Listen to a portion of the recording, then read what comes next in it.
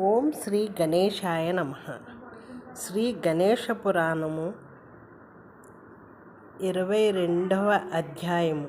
బల్లాల వినాయక కథనం మొదటి భాగం. తన పూర్వీకుడైన దక్షుని చరితనంతటిని విశ్వామిత్ర మహర్షి చెప్పగా విన్న భీమ మహారాజు ఇలా అన్నాడు: ఓ మహర్షి సత్తమా, మీ యొక్క అపారమైన కృపా విశేషం చేత మా పూర్వీకుడైన దక్షుని చరితాన్ని వినగలిగాను. అయినా నన్నొక సందేహం పట్టి పీడిస్తున్నది.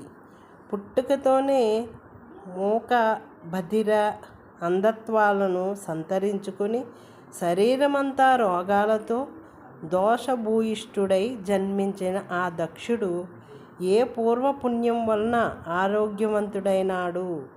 ఆ మహర్షి శరీరంపై నుండి వీచిన వాయుస్పర్శ ఏ విధంగా అతన్ని ఆరోగ్యవంతుడినిగా చేసింది? ఎన్నో సంవత్సరాలు గాఢ తపస్సు చేసిన ముద్దలునికి ఎందుకని సాక్షాత్కరించలేదు? ఎట్టి శ్రమ లేక సులభంగా వల్లభపుత్రునికి ఎలా ఆ దివ్య సాక్షాత్కారం లభించింది? ఇంతకీ పూర్వజన్మంలో అతని పూర్వోత్తరాలేమిటి? ఈ నా సంశయ సమూహాన్నంతటినీ తాము విచ్ఛేదన సలువవలసింది. తాము సర్వజ్ఞులు, మూర్తీభవించిన అనుగ్రహంలా ఉన్న తమరే నాకీ గణేశ కథ మృతాన్ని పానం చేయించవలసింది. ఈ కథను ఎంత వింటున్నా నాకు తనివి తీరటం లేదు. వినయంగా ఆ రాజు చేసిన ప్రశ్నకు విశ్వామిత్రుడు అమిత ప్రసన్నుడై ఇలా బదులిచ్చాడు: ఓ రాజా, సంశయాల నివృత్తికై నీ వడిన ప్రశ్న ఎంతైనా తగియున్నది. ఆ వృత్తాంతాన్నంతా నీకు చెబుతాను. సావధాన మనస్కుడవై ఆలకించు. విశ్వామిత్రుడు రాజుకు ఇతిహాసమును వివరించుట. ఓ భీమరాజా, పూర్వం సింధు దేశంలో ప్రసిద్ధి చెందిన వల్లి అనే నగరం ఉండేది.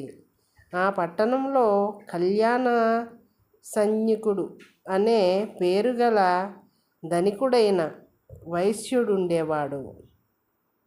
వితరణతో అడిగిన వారందరికీ లేదనకుండా దాన ధర్మాలు చేసేవాడు. దేవబ్రాహ్మణ భక్తిలో సాటి లేనివాడు.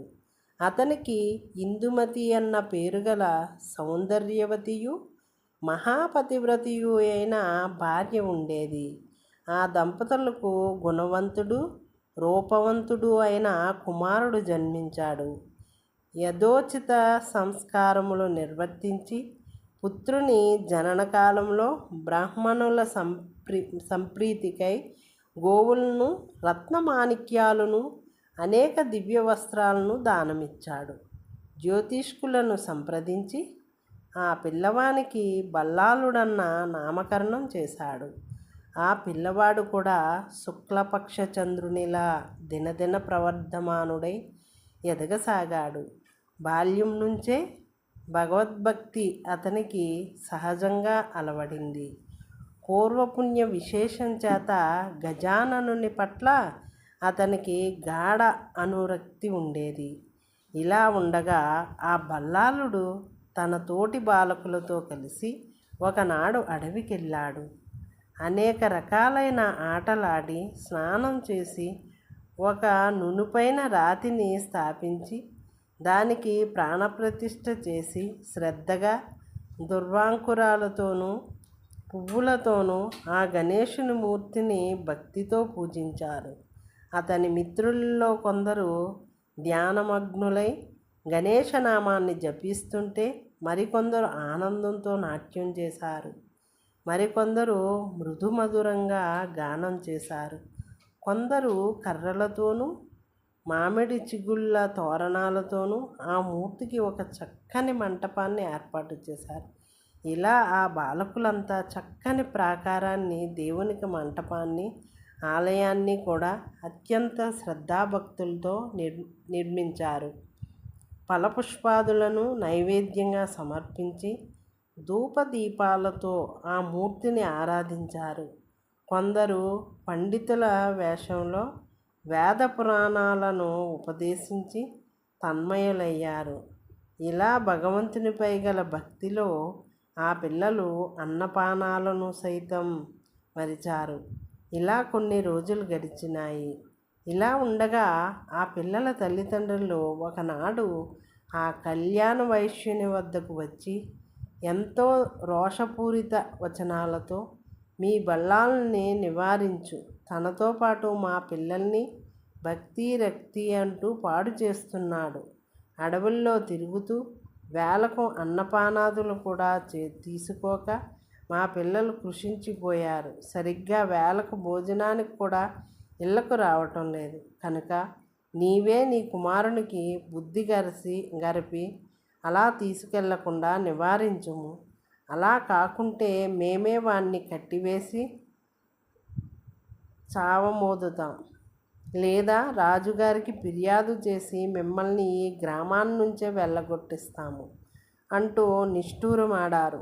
ఇలా గ్రామస్తులాడిన తీవ్రమైన పరుషమైన వచనాలకు బాధతో రోషావేశపూరితుడైన కళ్యాణశన్యకుడు వడివడిగా తన కుమారుడు అతని స్నేహితుల గణేశుని పూజిస్తున్న అడవిలోకి వెళ్ళాడు. ఒక పెద్ద కర్రను పెరికి ఆ కర్రతో బాలురు నిర్మించిన మందిరాన్ని ప్రాకారాన్ని భగ్నం చేశాడు. భయంతో ఆ బాలకులు నలుదిక్కులకు పరుగుదీశారు. ఆ సమయంలో బల్లాలుడు మాత్రం చెక్కు చెదరక స్థిరంగా కూర్చున్నాడు. తోటి గ్రామస్తుల నిందాలాపనచే అప్పటికే క్రోధోస్మత్తుడైన అతని తండ్రి అయిన కళ్యాణ వైశ్యుడు మాత్రం క్రోధంతో విపసుడై అతని చేతిని గట్టిగా పట్టుకుని నెత్తురు కారేలా కర్రతో చావమోదాడు.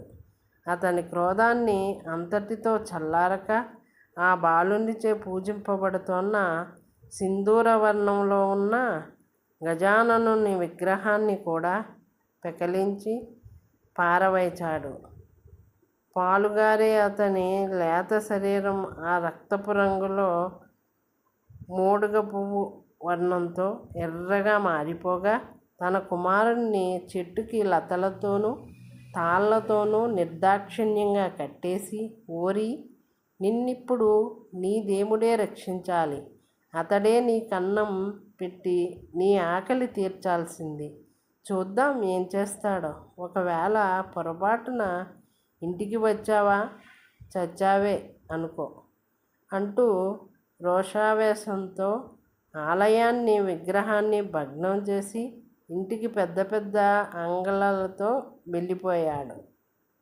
ఇది శ్రీ గణేశ పురాణం ఉపాసనాఖండంలోని బల్లాల వినాయకు కవచం కథనం అనే 22వ అధ్యాయం మొదటి భాగం సంపూర్ణం.